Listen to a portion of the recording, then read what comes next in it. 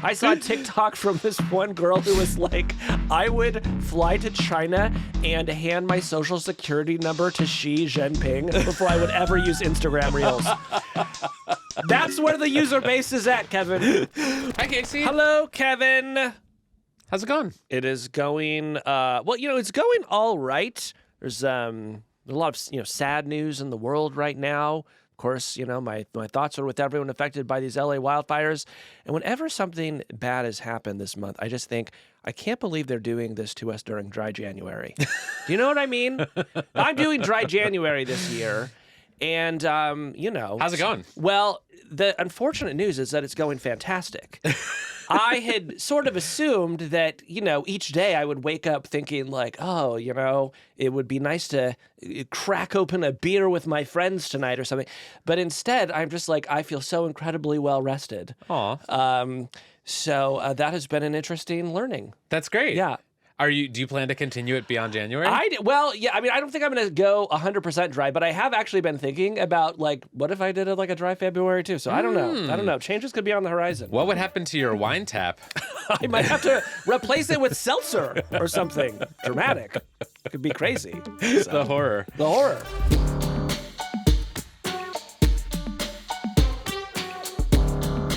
I'm Kevin Roose, a tech columnist at the New York Times. I'm Casey Noon from Platformer. And this is Hard Fork. This week, TikTok enters its final hours in the United States, and Americans are flocking to a new Chinese app. Then, Hugging Face's Sasha Luccioni joins us to help us understand the environmental impact of AI. And finally, my ideas to bring more masculine energy to Meta. Time to man up, Kevin. Let's go, bro.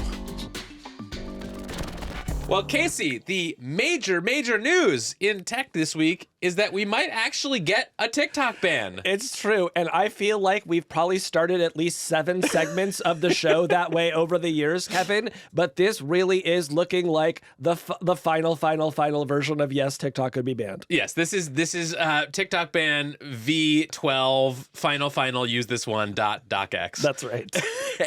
And we have talked so much about how we came to this point, the law that Congress passed to ban TikTok. PFACA, technically to force it to sell. That law is supposed to go into effect on January 19th, which is this Sunday, the day before Donald Trump's inauguration. Mm-hmm. And as of this taping, it appears that barring some last-minute miracle or intervention, TikTok's time as one of the most popular social media apps in the United States may be coming to an end. And you want to talk about a roller coaster. I mean, the number of twists and turns this story has taken from when Donald Trump tried to ban TikTok in his administration to Joe Biden putting the brakes on that and exploring other alternatives to that process going off the rails and Congress passing the first piece of tech-related legislation in the past decade to make this thing happen.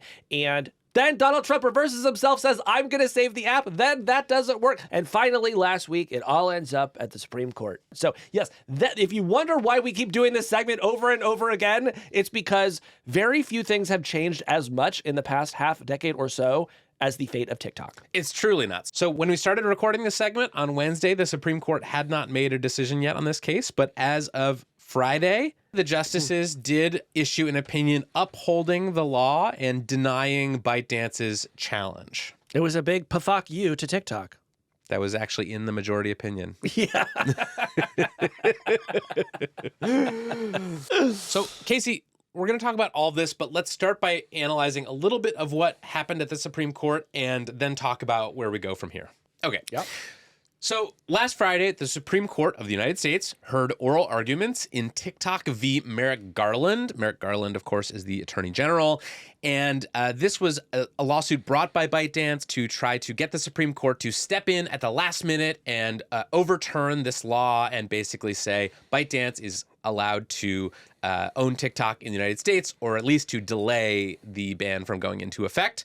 And did you actually listen to the oral arguments? I know you're a noted Supreme Court watcher. I did not listen to the Supreme Court arguments live, Kevin, but I did catch up on them later. And I have to say, I was surprised by the tenor of the discussion. Say more. Well, I sort of just thought that we would see a bit more deference to the First Amendment that we got.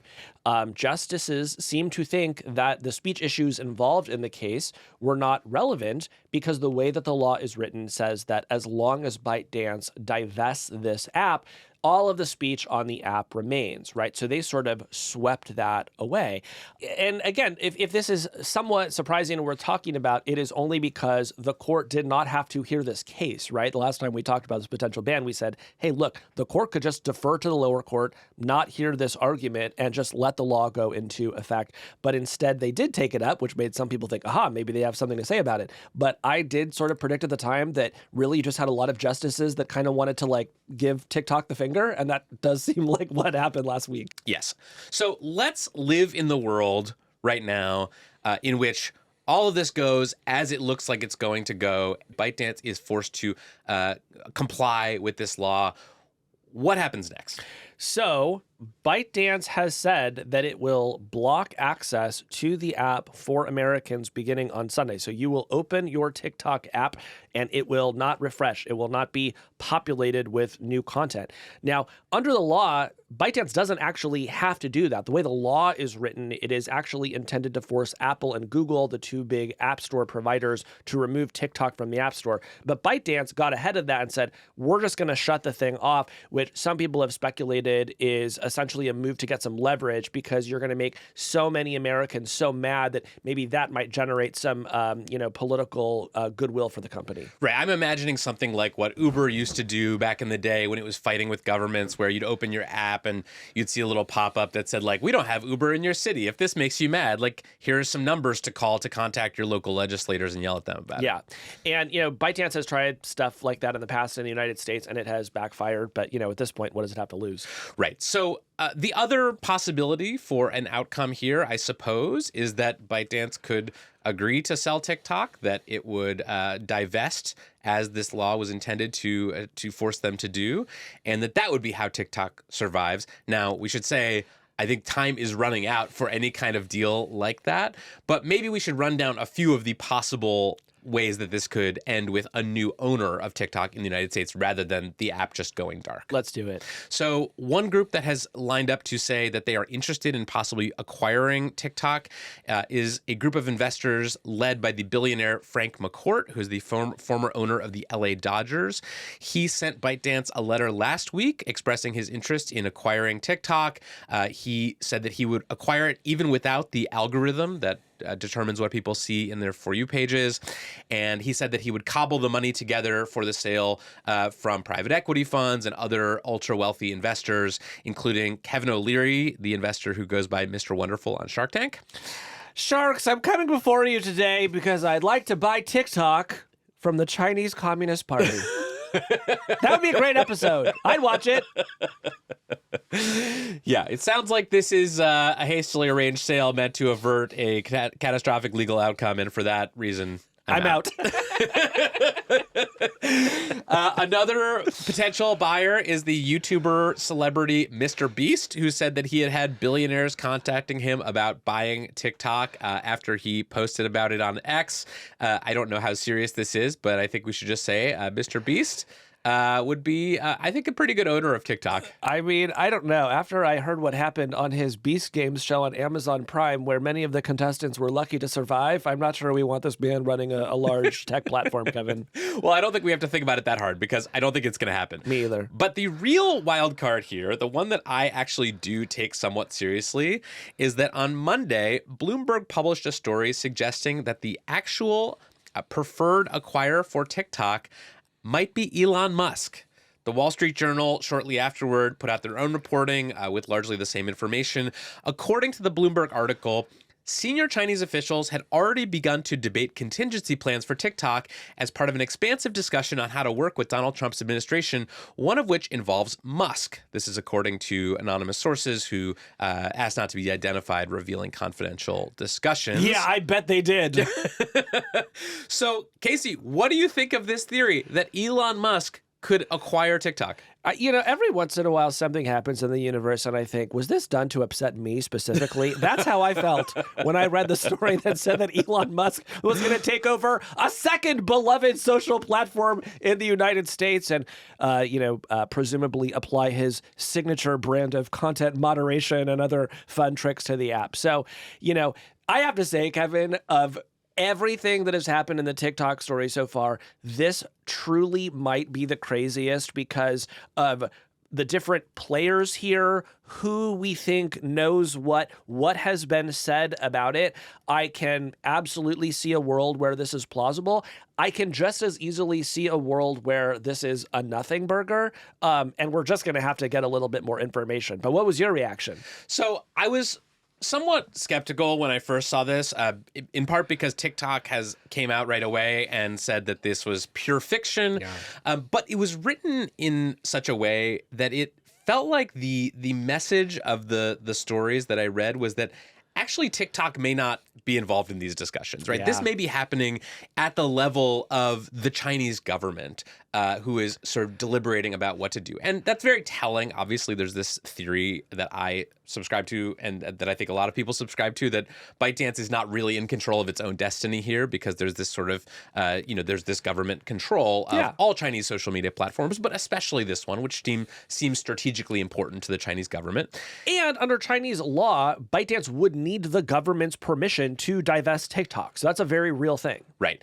I can also see this making sense for Elon Musk. He's said before that he wants X to operate more like TikTok. It's obviously a social network that's very popular. They've obviously cracked the code on sort of algorithmic presentation of content. I also think that he would be a more palatable American acquirer than for the Chinese government than any other potential acquirer. So sketch this case out. Like, what would the Chinese government have if Elon owned TikTok? So I think one thing that we know about Elon Musk is that he does a lot of business in China, right? Tesla has a lot of operations and entanglements in China. Elon Musk has also been very deferential to the Chinese government when it comes to doing things that he needs to do to continue operating his companies in China. And I think if you're the Chinese government looking at, well, okay, which American acquirer would allow us to continue to exert influence over the user base of TikTok in America, I think they have points of leverage on Elon Musk that they do not have over, say, Frank McCourt. Right. On one hand, Kevin, it seems a little crazy to me that, the Chinese government thinks essentially we will turn Elon Musk into like kind of a soft Chinese agent to like do our bidding in the United States. Like that seems a little bit far-fetched. On the other hand, if you look at Musk's behavior over the past few years, which I think has been really erratic in a lot of ways, he's always extremely careful about what he says about China. And he truly almost never says anything remotely critical of that government. And, if you're the Chinese government, maybe you look at that and you appreciate it and you think, yeah, sure, let that guy take it. Totally. So those are the sort of acquisition scenarios, but I think we should say, like, I don't believe any of these are likely to happen by the time this deadline hits. Yeah. I think that no matter what acquirers might be interested in buying TikTok, A, ByteDance does not seem interested in selling it. B, the Chinese government does not seem interested in letting ByteDance sell it. And C, I don't think anyone could put together a deal quickly enough to actually get this done by the 19th. Yeah, that's right. Also, I just want to acknowledge the American-centricness of this conversation. TikTok is available in many other markets where it is not banned. And while the United States is a very lucrative market and a great place to run an e-commerce operation the way that TikTok is doing, it is operating in many other countries in the world. I read this week that its largest market right now is actually in Indonesia. There are more users in Indonesia than in the United States. And so if you're ByteDance, just from a pure dollars and cents perspective, you may just look at this and think, we can actually make more money operating in the countries where we already exist and just sort of give up on America and we'll be fine. So that's another scenario here. Yeah. So now let's talk about the user response, because this has been truly wild. So I'm sure, I know you are not like a TikTok addict, but presumably... Despite my best efforts. Yes, I tried to get addicted to it on this very show. You did. Yeah. But the people on TikTok are starting to, I would say, panic over the impending possible loss of their favorite app, their favorite platform. And a lot of content creators on TikTok are starting to try to bring their audiences over to other platforms like YouTube or Instagram. Some are saying they're going to use VPNs to get around this ban. And the most fascinating development to come out of all of this, in my opinion, has been that there is this new trend of TikTok refugees downloading a Chinese social media app called Xiaohongshu or Red Note. Yes. This is truly one of the funniest and most unexpected stories of the young year so far, Kevin. Yes. So as of yesterday, at least, when I checked, the Xiaohongshu app was the #1 free app on the iOS App Store. It has gotten a ton of downloads from people who are saying, basically, screw the U.S. government, screw this TikTok ban. I'm going to protest this by going over to this explicitly Chinese app that does not even have an English name in the App Store. That's right. Now, obviously, I have installed this app, which I'm going to call Red Note, even though I believe that's just kind of an American nickname for it. Yes, the literal translation is Little Red Book, which is also not subtle. That is also the name given to the book of quotations from Chairman Mao that was distributed during the Cultural Revolution. Right. So tell people what Red Note is, Kevin. Okay, so Red Note is essentially it is not owned by ByteDance, but it is a Chinese, essentially TikTok-like app. If you open it, you see a feed that looks very much like the For You feed of trending videos. It's basically has the same platform mechanics as TikTok. And until this week, most of the content there was people in China speaking Chinese and talking about China. Absolutely. And I downloaded it, I installed it, signed up for an account, and immediately started watching a bunch of videos from, refugees, as they're calling themselves, from TikTok over to Red Note. And they seem like they're having a great time over there. But, in addition to this migration, Kevin, what was truly so funny was there were so many posts on X of people bragging about how they were racing to share all of their data with a new Chinese app. They were posting screenshots of themselves with the Apple app tracking transparency screen. Apple sends you this big scary warning. Hey, are you sure that you want to share your data? And people are like, hell yeah, I want to share it, brother. Like, I'll give you everything. I saw a TikTok from this one girl who was like, I would fly to China and hand my social security number to Xi Jinping before I would ever use Instagram Reels. That's where the user base is at, Kevin. Right. So I also thought I should probably download and install this Xiaohongshu Red Note app just to see what all the fuss is about. And can I tell you the first 3 videos that I saw on my feed? #1 was a clip from Modern Family. Which that is the kind of that is the sourdough starter of the modern video-based social network, is just clips of Modern Family. #2 was a Chinese language clip of a dog at the vet having its anal gland expressed. Oh, perfect. Express yourself.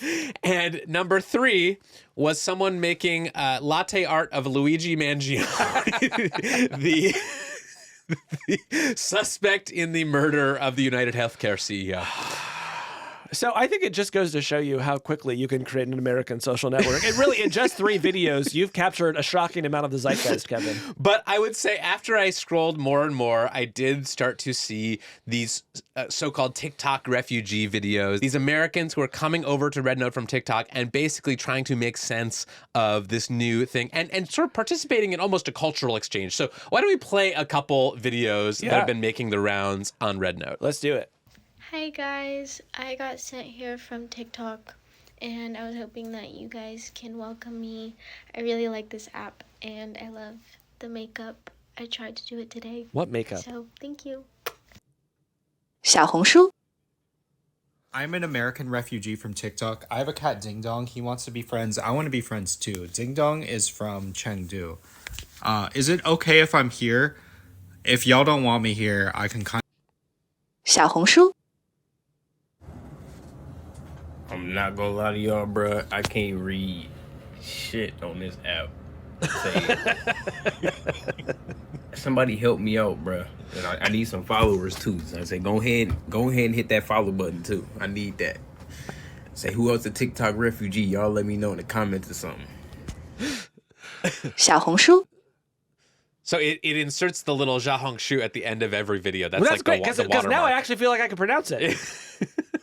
So, Casey, what do you make of the Xiaohongshu Red Note trend? I mean, I have to say, like, this is why I love Americans. Like, the absolute irreverence that they are bringing to this conversation, I find, like, such a refreshing change of pace. You know, so much of the discussion, and certainly I participate in this, is in terms of, like, the rights involved, the equities, like, speech versus security. What are the national security implications?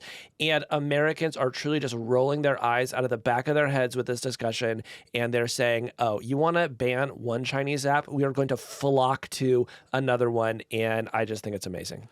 Totally. I mean, it's also very interesting to me that the response from American TikTok users is not the response that TikTok had hoped for, which was that Americans get outraged that their favorite social media app is disappearing and band together to like storm the streets and try to save TikTok and overturn this law. It's like, no, we're just going to like pack up and move to another platform. I think it really speaks to the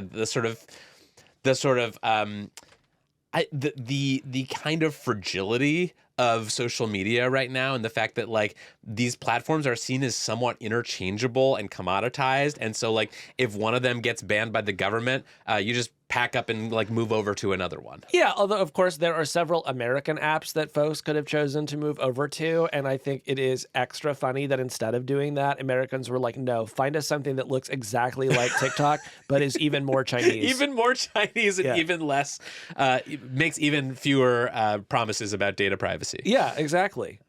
Now, you know, some people might ask, doesn't PFACA ban Red Note as well? And my understanding is that no, PFACA primarily applies to ByteDance and TikTok, but when it comes to other apps that are owned by a company in a country that the United States considers a foreign adversary, it is up to the president to decide that it represents a national security threat. And I imagine it's going to be some time before Red Note is come to be seen that way. Right. So in addition to packing up and moving over to Xiaohongshu, other TikTok users are participating in the Chinese spy meme. Have you seen this one? I love this meme so much. Okay, explain what's going on. So people are saying goodbye to their Chinese spy. Of course, this is another sort of irreverent American joke. Basically, they're making fun of the fact that members of Congress are constantly saying that the Chinese government is using TikTok to spy on Americans. And the Americans are now just making videos saying, hey, I'm so glad we got to spend this time together. My Chinese spy, I will always miss you. Or, you know, I'll always remember you. And then you also have Chinese people, you know, and these could be, you know, Chinese people from all over the world, but they're making memes pretending to be the Chinese spies saying, hey, I, you know, really loved spying on you for all these years. And, you know, maybe call your mother a little bit. And, you know, this message goes out to Laura from New York and that sort of thing. So, yeah, saying goodbye to my Chinese spy, I do think is one of the best TikTok memes of all time. Coming in hot right at the end. It's so good. Yeah. So we've talked a lot in the past about the free speech implications about all this, about whether this is sort of the first of many conflicts between the U.S. and China over emerging platforms.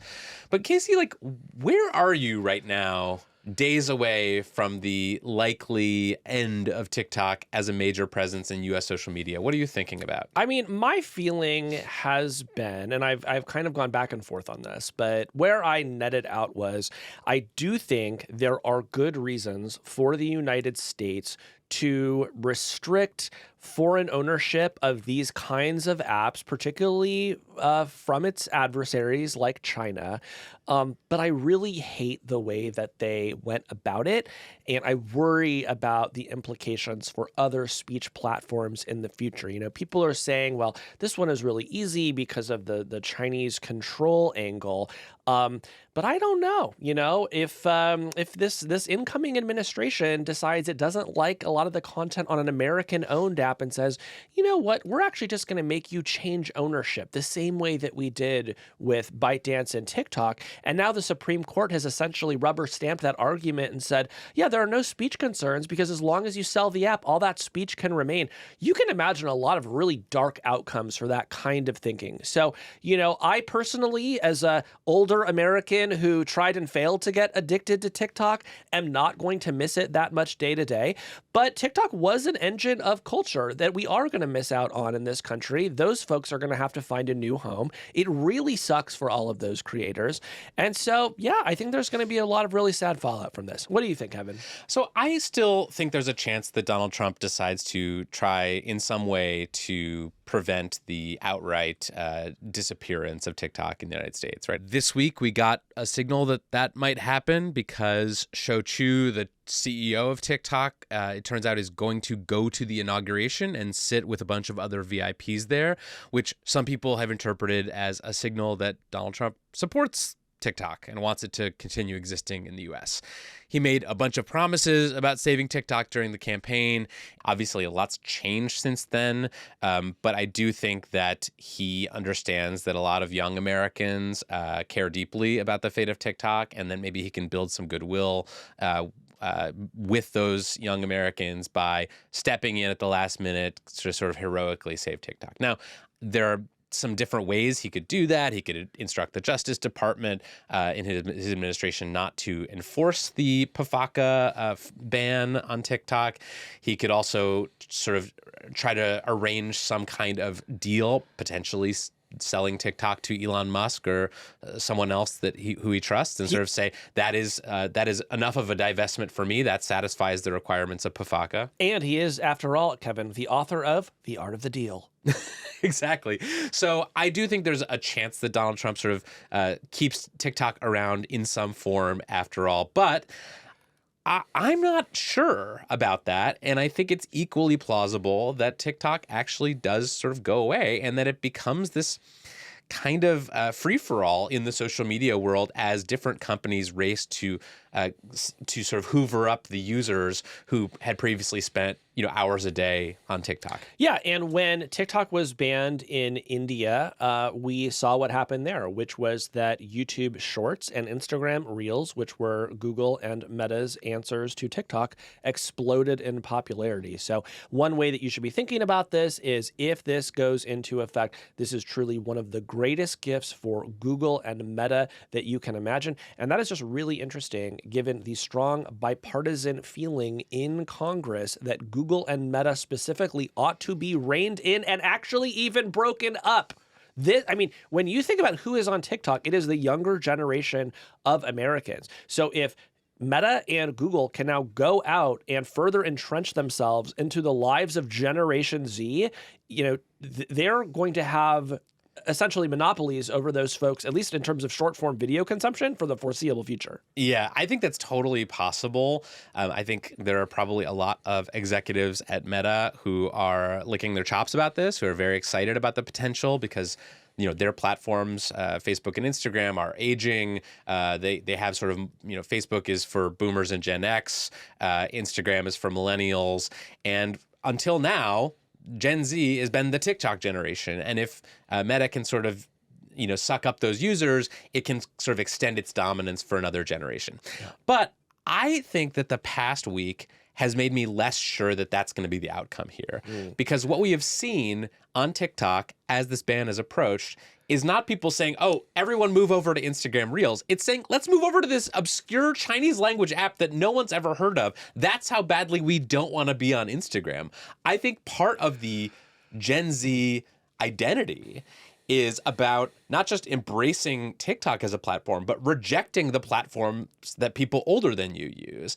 And so I think it's equally plausible that those younger users do not go to Instagram Reels or YouTube Shorts, that they instead go to some new app that may have most of the features of TikTok, but is different in some way. Maybe we're finally going to get a new American social media app. I would love to believe everything that you're saying, and I think that it absolutely could come to pass, but I also think it's true that most members of Gen Z who have TikTok on their phone probably have Instagram as well, and it's just going to be really hard for them to avoid taking a look at that as they look elsewhere to get their fix. But at the same time, we're also seeing, sort of separately from all of this, a boom in the Fediverse and people building on protocols robocalls. And that is rooted in the exact same frustration with these apps that are controlled by billionaires and giant faceless corporations. So I agree with you. There is a lot of frustration among all sorts of Americans on that point. And so who knows, maybe we do get an American-owned alternative to TikTok that is not YouTube or Meta. When we come back, we answer one of the most common questions we get from listeners. What is the environmental impact of AI?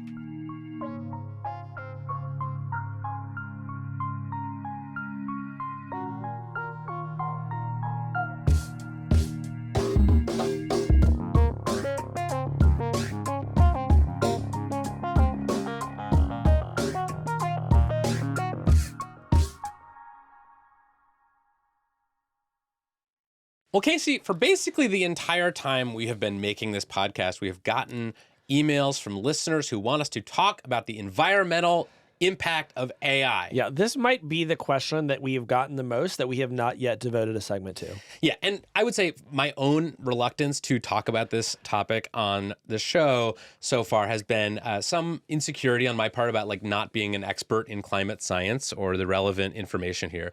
But also just like it is very hard to get good and authoritative data about this subject in particular. Yeah.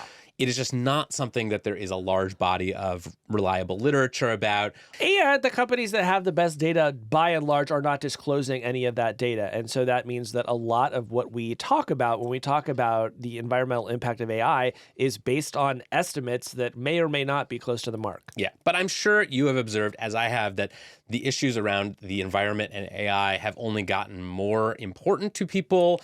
Now you'll be at parties and you'll mention using ChatGPT and like someone will go, ugh, I can't believe you use that. Like you might as well like, drive a bulldozer through the Amazon. Yeah, this is it's part of what I call the AI hater starter pack, which also includes nobody wants this and it was all made with stolen data. Right, exactly. So this really came to a head last week when the wildfires started burning in Los Angeles. I saw so many people posting on social media about what they viewed as a link between AI use and the wildfires. And I'll just read you one meme I saw in my feed that was liked and shared millions of times. This was posted by a guy named Matt Bernstein, and I'll just read it to you.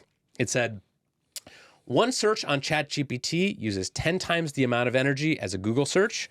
Training one AI model produces the same amount of carbon dioxide as 300 round-trip flights between New York and San Francisco and 5 times the lifetime emissions of a car. We don't need AI art. We don't need AI grocery lists. We don't need AI self-driving cars. We don't need ChatGPT or Gemini or Grok or DALL-E or whatever revolutionary technology already exists inside our own human brains. We need the earth." And then below this meme was a picture of a blazing fire. So clearly this idea has taken root in culture, that there is some kind of link between the disasters that we are seeing in places like Los Angeles and the use of AI for basic everyday tasks. Yeah. And I think today we want to see what we can find out about how true some of the ideas in that post are. Yeah. So to shed some light on this very hot topic of AI and energy use, I realized that I just used light and heat. That was not intentional. But we're going to hope we shed more light than heat in this discussion, Kevin. Yes. Today we are talking with Dr. Sasha Luccioni. She is an AI researcher and the climate lead at Hugging Face, which is an AI company that offers tools to developers for building AI models. She has been researching and talking about AI's environmental impact for many years, and also developing tools to help developers understand the impacts of their own systems on the environment. Yes, and Kevin, this might be a good time to dust off my shiny new disclosure, because when we talk about AI issues, I will sometimes remind people that my boyfriend is a software engineer at an AI company called Anthropic. My full ethics disclosure is that platform or not news/ethics. And my fast disclosure is that I work at the New York Times Company, which is suing OpenAI and Microsoft over issues of copyright violations. Perfect. All right, let's bring in Sasha Luccioni. So I'm very excited to have this conversation. This is one we've been looking forward to for a while and are frankly overdue in having. And I want to start by reading you an email that we recently got from a listener. This comes from a listener named T. Morris, and it says the following. "As a tech content marketer, I feel increasingly conflicted about using AI. On the one hand, it's been an amazing writing partner for big tasks like brainstorming and editing tech articles and smaller copywriting tasks like drafting social media posts. On the other hand, I see climate disasters like the North Carolina floods and LA fires linked with the amount of water and natural resources it takes to sustain AI infrastructure, and feel myself rationing my AI use, questioning whether the time saved is worth the environmental trade-offs. How do I navigate this new world where AI is everywhere while staying true to my environmental values? So, Sasha, we'll dive into some of the specifics in just a minute, but I want to just start with this question from our listener. What advice would you give T. Morris? I'm generally very skeptical of individual culpability when it comes to the climate crisis. Like, yes, of course, we all contribute, but I think that we're all also part of systems, and we have professions that require usage of technology, usage of, some people drive for a living, and, we can't spend our time feeling bad. I'm much more of a fan of requiring accountability from companies and requiring transparency, because I think that especially around climate change, but also a lot of aspects of society, we just don't have the numbers to make informed decisions. And that doesn't mean you need to care, but you should have the information necessary for caring. So I'm more about ask for accountability, ask for transparency when using these technologies, instead of kind of psyching yourself out about them. Got it. So I thought one way to sort of frame this discussion would be to split it into essentially two parts, the micro and the macro. Micro being this question of what do we know about the environmental impact of AI at the level of the individual user, the individual model, the individual question that you might ask to ChatGPT or Gemini or Claude, and getting a response to that. And then macro being this larger question of what is the AI sector's energy footprint more broadly? What do we know about where all the energy is coming from to run these very powerful models? And what can we do as sort of a society and as big corporations to sort of position ourselves better for the future?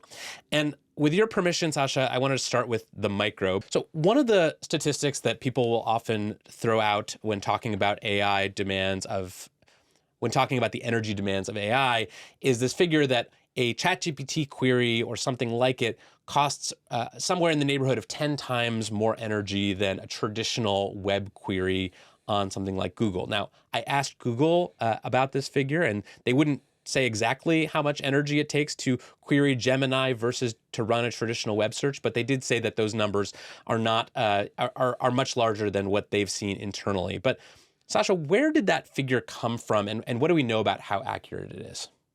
I think the initial Google search query is actually pretty old, and it was part of a study to greening the web kind of type situation, and they made an estimate. And once again, they didn't really have the numbers, but they tried to extrapolate.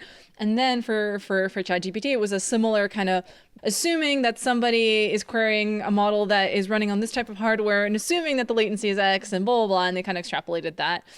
There are other models that do similar things. So maybe even if you don't know exactly ChatGPT, inherently you have other models that will do several similar tasks. And so you can get a range. And I think that range is more interesting than trying to chase down the exact number and compare the two. And also it's probably not a single number anyway. And so that's why it's so hard to pin down this number. And that's why it's going to be always possible for them to say, oh no, that's not the number. That's not the exact number. Right. And I think that your point earlier that one of the things that we need on this subject is just a lot more transparency is really well taken. I know that Google has folks who work on climate issues, but I'm curious as you look across the industry, maybe it's some of the newer, smaller AI labs or just, I don't know, companies other than Google. Do you get the sense that people are paying attention to this, that they are taking these sort of measurements, that they even have a sense of the per query energy usage of one of their products? Definitely, because unlike Google or Microsoft or any big tech companies, usually smaller companies are a lot more compute restrained. So they're doing more with less because they have to. They don't always come at it from a sustainability perspective. They're not like, oh yeah, we want to protect the planet, but there is a part of that. It's like frugality. It's like we want to be more efficient because we only have 100 GPUs to work with. Right. I mean, and this seems like maybe sort of one positive thing that I'm hearing so far is that it sounds like the incentives for all of these companies are to get the amount of compute and energy that they are using over time down as quickly as they can.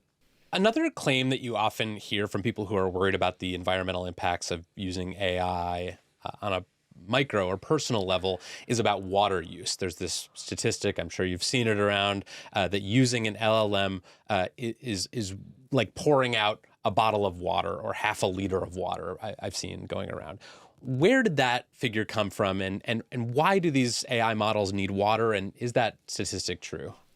So that paper is kind of, once again, an extrapolation. It takes some of the work that I did about an open source model where we measured how many kilowatt hours of energy were being used to query it. And essentially what happens in data centers is that they have an amount, like a liter of water per kilowatt hour of energy. It's like a water efficiency, they call it water use efficiency. And essentially, depending on where your data set... Sorry, why do they need water in the data centers? Yeah, exactly. So it's mostly for the cooling. Because essentially this hardware heats up. I don't know if you've ever visited a data center. If you can, I highly recommend it. It is like an overwhelming experience. The noise, the heat, and just like the general like buzz of electricity is pretty overwhelming. Anyway, so you need a lot of cooling, and essentially how that's usually done is with water cooling. Like you pump in cool water, and there's a bunch of pipes, then it goes through all of the hardware, and then it either a part of it evaporates completely, and a part of it has to be cooled down before either reused or put back into nature or whatnot. And so that whole process is hugely water consumptive. And of course, it's not like not all the water evaporates, but a fair amount of it does, just because the hardware heats up so much. But once again, so I go back and forth on this a lot, like whether putting out statistics like this that are based on estimates or not is I guess useful for the conversation, because on one hand, it's really easy for the companies to say, no, you guys are tripping. That's not at all the true number, which, then it kind of cuts the conversation. And on the other hand, they do become like urban legend. And so now I hear this 500 milliliter per conversation number a lot. And it's like, well, actually, it'll depend on so many different things. So it's definitely not systematically 500 milliliters, but it is a non-negligible amount of water. And depending on where the data center is located, that can become an issue. So we've seen places where the data centers have put a strain on like the towns around them that have water shortages because the water is being pumped into a new data center that has been, powered up. So when you said earlier, understandably, that you're not a huge fan of thinking about these issues at the individual level. I'm still curious, when you are considering your own personal use of AI, where water usage fits into things. Like, is that for you a reason to send fewer queries to ChatGPT or an equivalent? I'm in general such a, I don't use AI that often. Generative AI that often. The one use case that I found was really kind of something that actually is useful in my life is when I read an article or a research paper, like putting in the abstract and getting a fun title. Like, I'm so bad at generating fun titles, but ChatGPT is really good, and it can come up with like puns and stuff like that. But what really kills me is like people who switch to generative AI for things that don't really need it. Like my pet peeve example is calculators. People use ChatGPT as a calculator now, and that's really terrible. Like, you really don't need it. Not only is it bad at arithmetic, like it's literally not made to do math, but it's also like orders of magnitude more energy and a crazy amount of water for something that doesn't need water. Well, I have to say, I'm going to admit something, which is I've talked before on the show about how I use this app called Raycast, which is plugged into to OpenAI's model, and I can just summon it on my keyboard with Command Space, and I do probably ask it 4 or 5 questions a day, and I am definitely using it for things I can Google. Like, one of my toxic traits is I'm curious how old people are, and so sometimes I'll just be like, how old is Billy Crystal or whatever. And do you check the answers and they're all accurate? It's not that I check the answers. It's that I don't really care that much. So when the LLM says, that Billy Crystal is, I don't know, 70 or whatever he is, I'm like, yeah, that's the right ballpark, and then I move on. I'm realizing that I sound very silly as I'm saying this, but I'm saying it because I suspect other people may be doing the same thing. And I think there is a case that, maybe I should actually Google that, in part for environmental reasons. I want to just sort of embody the other side of this, because what I'm hearing from you is like generative AI is not useful enough in many cases to justify the energy costs of engaging with an LLM. And I'm a person who uses AI every day. I generally find it quite useful in my life. I use it to accomplish a lot of tasks that I could not use equivalent tools for. I don't just run like how old is Billy Crystal searches over and over again. To be clear, I only ran it once. And I would say that my own, usage of this is to do new things that I couldn't do before, mostly. And so I think in that context, I think if people don't find generative AI useful, they shouldn't use it. But if people do find it useful but are worried about the environmental costs, I'm just not entirely convinced that we're thinking about the costs of AI in the sense of energy at the right scale. I recently was reading a Substack post by a guy named Andy Masley, where he basically broke down the best data and estimates we have about the environmental costs of using AI. And he compared it to some other activities like sending emails or streaming a video on Netflix or driving a car a very short distance. And basically what he found is that compared to all these other activities, the energy required to generate an answer on ChatGPT or a similar system is just infinitesimally small.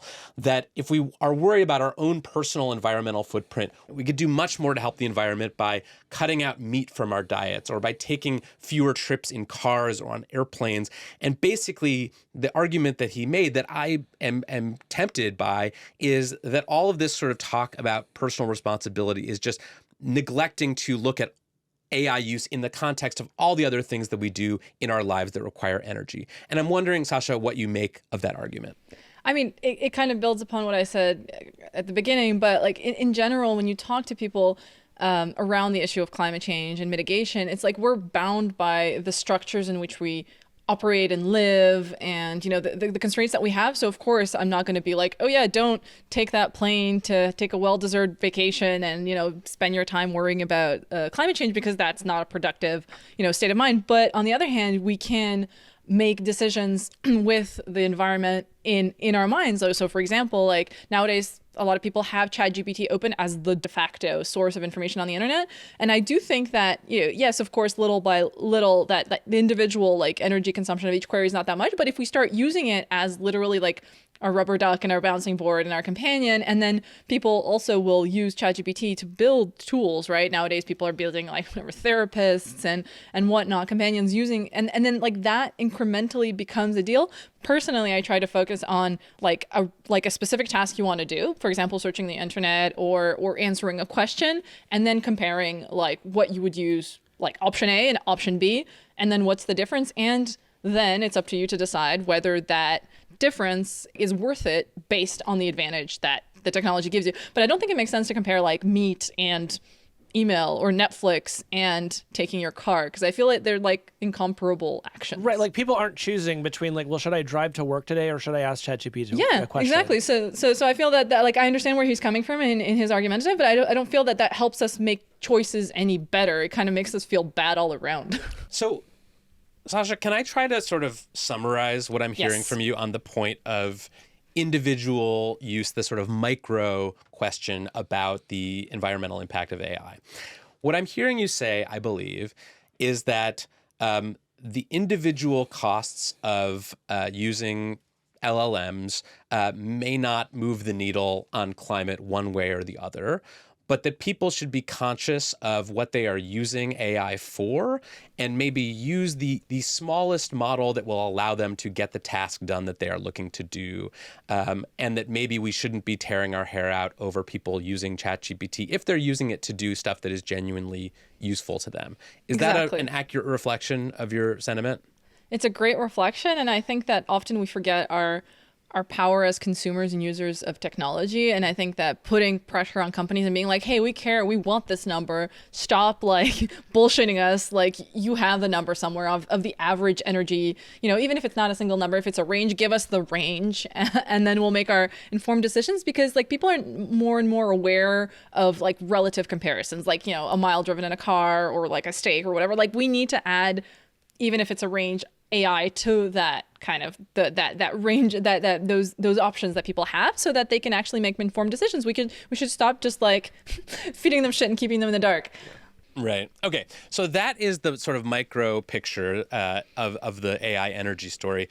Now let's talk about the macro. There was recently a report just last month from the Lawrence Berkeley National Laboratory about the power that is currently needed to run the data centers in this country, and the power that will soon be needed as the AI boom sparks demand for more and more of these data centers. This report said that between 2018 and 2023, the power to run data centers around the U.S. went from 1.9% of total annual electricity consumption to 4.4%, more than double. And this report estimated that the energy demands of data centers, of which AI is a major part, will continue to increase over the next few years and could, by 2028, make up between 6.7% and 12% of total U.S. electricity consumption. So, Sasha, just let's zoom out a little bit and talk about the energy needs of the AI industry as a whole. Where are we? Do these companies know where they are going to get all this energy to build these incredibly powerful AI models? Yes and no. I mean, we currently have a certain infrastructure, but the problem is the growth of the infrastructure is kicking into high gear. And so what's interesting is that the big tech companies are the largest purchasers of renewable energy credits, which are kind of like offsets for energy. And also they make a lot of power purchase agreements, which are essentially ways of kind of promising to buy energy, especially renewable energy, into the future. So they've been kind of I'll give them that they've been actually on top of things. But then this past year, both Google and Microsoft actually put out reports saying that they're not meeting their own sustainability targets. Like they missed the ball. They dropped the ball on their own like energy and carbon goals because of AI, because they were not ready themselves for the amount of energy that they would need and where that energy is coming from. Like the renewable energy offsetting things weren't covering. And so I think the latest and greatest in the trends in terms of energy generation has been nuclear.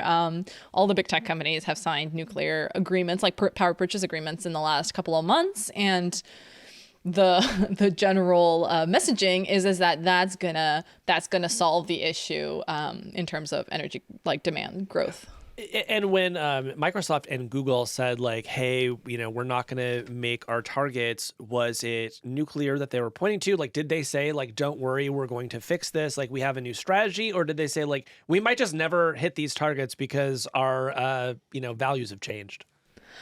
So they were kind of like, well, these were very ambitious targets that we set back in 2018 or 2019. And, technology moves at such a fast pace.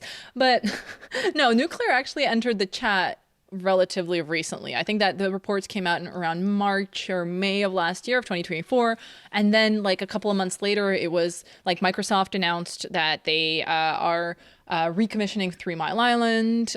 Google signed a partnership with I don't remember what nuclear generator, and they're also Kairos, exactly. And so they're saying that this is the new direction we're going, because the thing is, I mean, sadly, building out renewable energy infrastructure does take time. And also the problem with data centers and renewable energy is that data centers need energy 24/7, and the cycles aren't necessarily predictable as heating and cooling, for example. When the temperature drops, people will turn on their heating systems. You have these models that have worked pretty well historically, but for data centers, they don't work. And renewable energy tends to vary, if there's wind, if there's sun. And so there are a lot of challenges. You can't just yeet a bunch of solar panels and expect them to respond to the demand of your data center. It's much more complicated. And so that's why nuclear has emerged as a potential solution.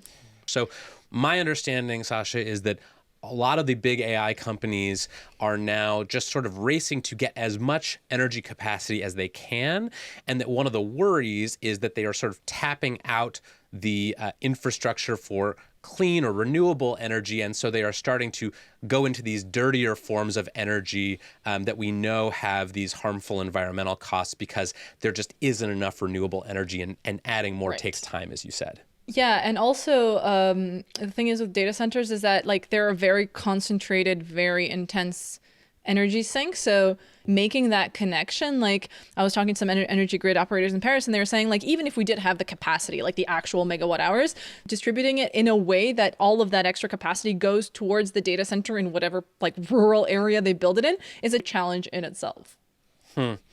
One argument, I was talking with someone the other day who's works at an AI company, and one of the arguments that they made for why we shouldn't worry so much about the energy costs associated with AI is that basically our electrical grid in America has been in desperate need of modernization. That we have this sort of creaky old electrical grid that has not been growing nearly as quickly as it needs to, and that basically because AI now exists and demands all of this energy, we are starting to do things that we probably should have done a long time ago as far as investing in new sources of energy, in these mini nuclear reactors, in trying to scale up things like solar and wind power. And so, yes, these models are demanding a lot of energy, but they are sort of forcing us to modernize our infrastructure and our energy grid in ways that will benefit us as a country down the line. What do you make of that argument? Well, so what's interesting about the United States particularly is that it's not a single energy grid. There's a lot of energy providers in the States. There's a really nifty website called Electricity Map, and they map out electricity. And what's interesting when you zoom in on the US, it's like a patchwork. There's some states that have like 12 different grids, and then there's some actually like multiple states have a single grid. And what's interesting is that, I mean, for example, Canada is one per province. In Europe, it might be one per country. Like France has a single one. And so they're probably right to an extent, but modernizing the US energy like system network of grids is actually really difficult because it's so heterogeneous, and because even if you update one part of the grid, that doesn't mean, like, for example, smaller energy grids don't have that much capacity, and the bigger ones will take time to update. So I think it's like, yes, in theory, it would be good to overhaul the US energy grid, but in practice, I think it's a lot of small problems that are harder to solve overall. One other thing I've heard from people who work in the AI industry or are not as worried about the environmental impact of AI is that yes, this stuff costs energy. Yes, we need to find new sources of energy, but ultimately AI is going to be more of a help in addressing the climate crisis than it will hurt. What do you make of that argument? Is that just self-serving? I don't think it's self-serving, but I think it's kind of a false dichotomy, because the AI systems that are the most energy intensive, like large language models, are the ones that have yet to prove their utility in fighting climate change. Like, I think that the issue here is that we're using these big models for tasks that are not helping the fight against climate change. And compared to that, the models that are helping climate change aren't the ones that are the issue. And so it's like the problem with AI being an umbrella term kind of makes it very, very hard to have this discussion. But it's like, essentially, large language models are not solving the climate crisis anytime soon. And the models that are helping are not the ones that are contributing like most of the energy and carbon issues that we're seeing. All right, one more argument that I want to have you address, which is about the efficiency of AI over time. We've heard from companies that they are making their models much more efficient because they are creating these algorithmic breakthroughs, doing things like model distillation. The chips themselves are also becoming much more energy efficient. And so there's this argument that you'll hear from folks in the industry that actually we're running out on outdated information when we say that AI is a risk to the climate, because the energy needs are scaling down over time per use, and that actually we're just worried because our information isn't up to date. So do you think about efficiency in those terms, or how should we think about that?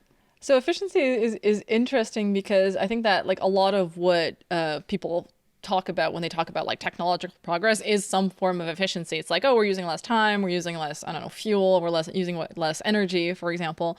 And I think in the AI we are seeing this, but what's interesting, I've been really going down the rabbit hole in terms of like macroeconomic literature on this. Like, there's this really interesting paradox. It's called Jevons paradox. What Jevons observed in like the 19th century was that we're actually still using more and more coal despite using it more efficiently. And so they've like this kind of phenomenon has been observed a lot with different kinds of efficiency gains, whether it be time, whether it be, for example, cars. Like, now that we can drive farther on the same amount of fuel, we'll actually go to more places. And so I think what we're seeing a lot is in AI is this kind of rebound effect that, yeah, we can do more AI for the same, amount of computer money, but that means we're going to do even more, we're going to put AI into even more things. And so those efficiency gains are kind of lost because now we're using LLMs for things that we didn't use LLMs for before. Casey, do you want to try repeating back what we've heard about the macro picture when it comes to AI and energy? Well, the macro picture of AI and energy is that the construction of data centers does actually put a strain on the grid. We're seeing many more of them, and that even as individual usage of AI gets more efficient, it seems likely that we'll just use a lot more of it. And so this is one that it seems like we do have to watch and take the environmental claim seriously. That's what I feel like I heard. Does that sound right? Yes, it does. I think you summed it up really well. Got it. And I think what we can agree on, whether or not we think that the individual or the macro use of AI across the economy is dangerous for the environment, is that I think AI companies should be required to disclose a lot more data about the energy use of their models. It just seems like the data we have, a lot of it is based on, estimates from the outside. A lot of it is outdated. A lot of it has sort of gone through this game of telephone where all of a sudden, every time people use ChatGPT, they think they're like burning down a forest. And it seems like this could all be solved by just having much better and more transparent data from the AI companies themselves about how much energy they're using. Agreed, and giving users more agency when it comes to generative AI, and even having a toggle when it comes to whatever AI generated summaries in Google, just like giving people a little bit more control over how they use. Like, we don't want to stop using Google, or most people don't. So like, let us use Google in a way that is coherent with our values or the things that we want to optimize for. Well, Sasha, thank you so much for enlightening us on this subject. It is one I imagine we will return to because I don't think this debate is going away anytime soon, but I really appreciate your expertise and your time. Thank you for the great questions. When we come back, we're finally going to get some masculine energy on this show. Kevin's resigning.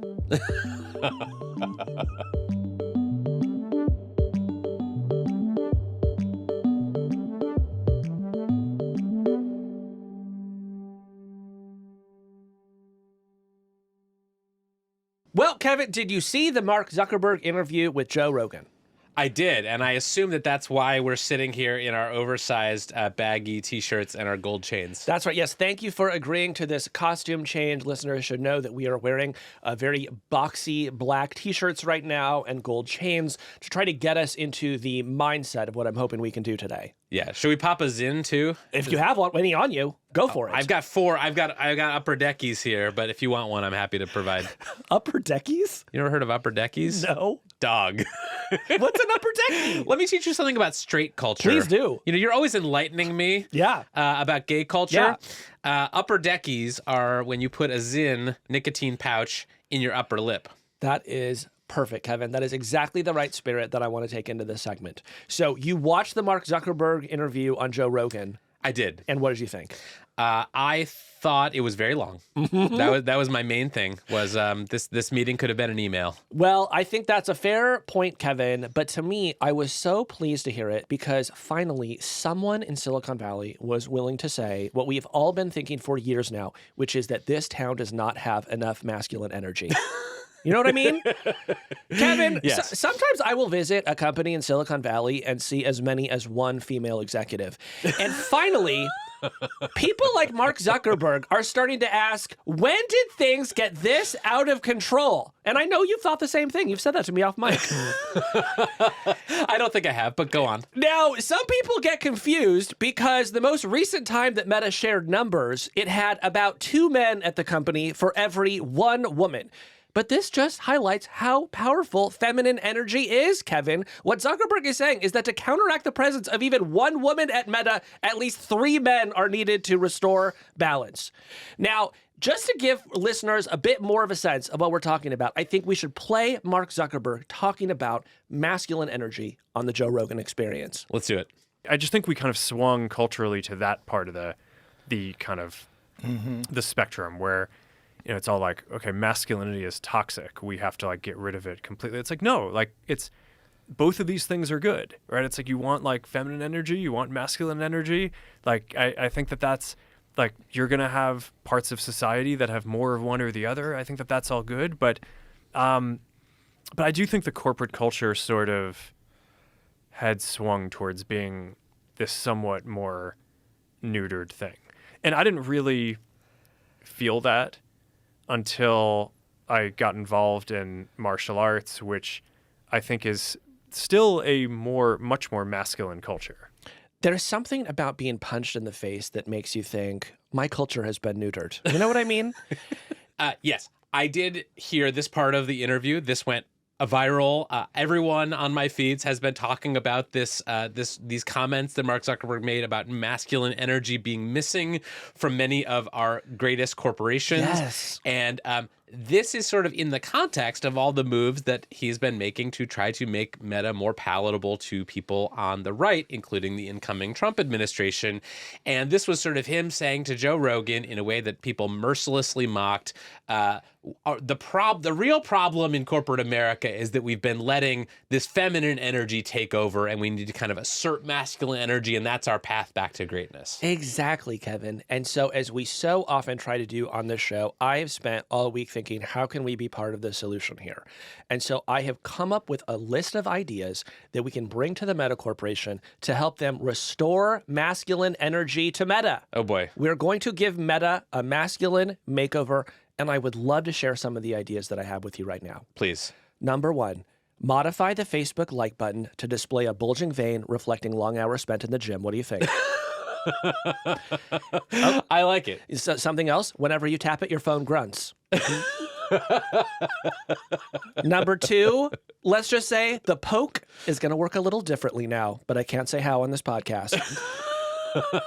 Number 3, transform every conference room at Meta into an octagon, Kevin. Remind workers at every meeting that work is a combat zone and Mark Zuckerberg can strike at any time. I like this. We're also changing the name of the finance department to MMA, Mixed Martial Accounting. Number 4, Meta acquires 4chan. It's the largest repository of disturbed 17-year-olds in the world, Kevin, and they could be part of the solution too. Now, the obvious thing to do would be to let them run the human resources department, but I'm proposing that Meta goes further and puts them in charge of content moderation. That'd be some masculine energy. I sure would. Number 5, no more of these beta team building activities like making pottery and volunteering, Kevin. Instead, we're going on a wild boar hunt. Yes. As Mark shared on the Joe Rogan Experience, one of the greatest challenges in his life is that his ranch in Kauai is absolutely beset by an invasive species of wild boars. And for years now, Zuckerberg has been spending his downtime hunting them with bow and arrows. In fact, do we have a clip of that? Well, my favorite is bow and arrow. Mm-hmm. I mean, that's, I think, like the most... That feels like the most kind of sporting version of it. Yeah, if you want to put it that way. Yeah. I mean, if you're just trying to get meat, it's not the most effective. The most effective is certainly a rifle. If you work at Meta, I think this should be your problem too. Whether you want to use a bow and arrow or a rifle, report to the Zuckerberg Ranch for further instructions. Now, do we know what happens if you are a Meta employee and you actually bring a hunting bow into the office? That's actually one of the main ways to get promoted now. Number 6, replace the water in Meta's data centers with Mountain Dew Code Red. Oh, I like this one. Me too. Number 7, in the 2019 film Joker, Kevin, Joaquin Phoenix's character does a famous dance down a set of stairs to signify that he is fully transformed into the Joker. My proposal, we bring those steps to the Meta campus in Menlo Park. You have a meeting with Mark Zuckerberg? Guess what, Kevin? You have to walk up the Joker steps. I like that. Because Mark is the Joker now. Number 8, in what many people perceived as a cruel and pointless attack on trans people, Meta instructed managers to remove tampons from the male restrooms at their campuses. But this is a half measure, Kevin, because let's face it, real men don't use toilet paper. True. Get rid of it. Yeah. Are we doing bidets or are we just going raw dog? Bidets, are you kidding me? There will not be one French thing in those restrooms as long as I'm suggesting ideas. Okay. Number 9, employees will now get 1 extra day off a year to do one of the following 3 activities: mow the lawn, watch the game, or hang with the boys. Which one of those would you pick, Kevin? Hang with the boys, for sure. Do you even have any boys? Come on. I've got you. That's true. We can hang together on our day off. Now, I have one last suggestion to bring up the masculine energy at Meta, Kevin, and it goes like this. We're going to have a hackathon for women. Doesn't that sound nice? Yeah. Yeah. And at the end, we're going to take all the best ideas from their hackathon and give them to Meta's male executives. Because what kind of energy is more masculine than taking credit for a woman's idea? That sounds promising. Anyway, just my thoughts, Kevin. Do you have any ideas as well? No, I think that basically covers it. I think with these changes, the Meta Corporation will be fully, what's the opposite of emasculated? It will be enmanulated. Enmanulated. And we will have a glorious future run by men. You know, there used to be a time at Meta when things like, when people like Sheryl Sandberg had a seat at the table and famously told women there to lean in. Yeah. What's happening with that now? I'm being given word that they're being asked to lean out, actually. Maybe all the way out. In fact, Mark Zuckerberg announced this week that he was going to cut 5% of what he called the low performers at the company. And that is sort of the ultimate lean out, is a layoff. Yeah.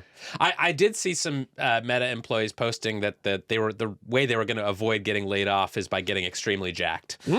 So that's an idea there. I mean, that is now something that we can respect in culture, is we can say, if you have visible muscles, maybe you belong around here. Yeah. Okay, Casey, how do you, I have to ask, since we are in the Zuckerberg uniform now, minus the $900,000 watch, this is just my Apple Watch, how do you feel? Do you feel more masculine sitting in the studio today? I am having an almost uncontrollable desire to just wrestle you to the ground and force you to submit. How are you feeling? I'm feeling like I'm a little insecure, honestly. Really? Yeah. Why? Because I don't think I can pull this off. You can absolutely pull it off. Everyone looks good in a black t-shirt and a gold chain. Yeah? Including me. Yes. I'm not a big man jewelry guy. You know what? I haven't been either. But then for our anniversary, my boyfriend and I got little chains. Yeah? Isn't that so cute? That is cute. Yeah. And manly in kind of a different way. Yeah. In kind of like a gay manly way. So yeah, I've recently become chain pilled. See, this is what I love. You start up, you're talking about something super manly, but then you get into it in any degree of detail and you realize, no, it's masculine and feminine energy together in the same place. And isn't that beautiful? Now, Casey, the one serious thing that I do want to say about this is that it clicked for me when I heard Mark Zuckerberg on Joe Rogan talking about masculinity and masculine energy, that this is what founder mode was. Yes. This, you can look back at our shows that we did about founder mode last year, and to my recollection, not one of the people in Silicon Valley calling for the return of founder mode was a woman. And I believe that is because founder mode was an elaborate way of saying, we're big boys and we would like to run our companies like big boys. Yeah, and I mean, look, I don't want to completely dismiss the idea that people should get in touch with masculine energy. That is a fine thing to do, I think, no matter who you are. I get really concerned when somebody who employs tens of thousands of people starts talking about this in the context of corporate culture and amid a series of initiatives that includes killing off the DEI program and firing your quote-unquote low performers. Like, a clear message is being sent, and the message is not women are welcome at Meta. One thing that also struck me as I was listening to Mark Zuckerberg is that it's also reminded me of a conversation that Jeff Bezos had at the DealBook conference just a few weeks ago that I heard, where I was actually surprised. You know, Jeff Bezos was sort of the original sort of tech founder who kind of got super masculine, right? He turned from this like scrawny nerd into this like jacked dude who lifts weights and, you know, has these sort of bulging muscles and, you know, just sort of embraced a masculine aesthetic, I think, earlier than a lot of other tech executives. But I was also struck by his comments at DealBook, where he basically talked about his feelings a lot and how he had started becoming more emotionally open at work, about feeling scared or feeling vulnerable.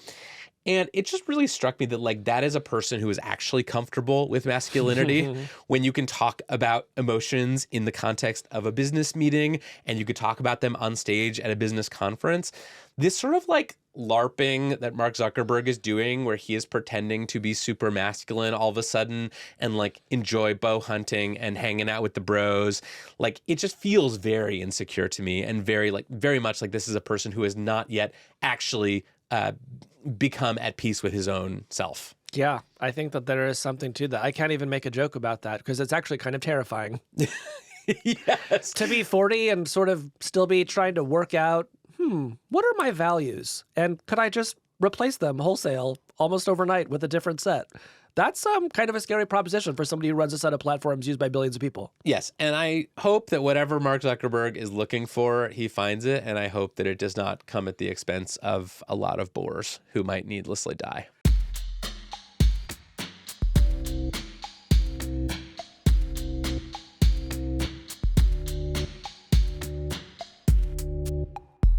Come on, bruh. The clasp was so tiny. Oh. You guys look so convincing. It's actually crazy. Like, It's so good. I also hate to say it, but I think you look really good. Kevin, would you just do this? Wow. Real beta over here.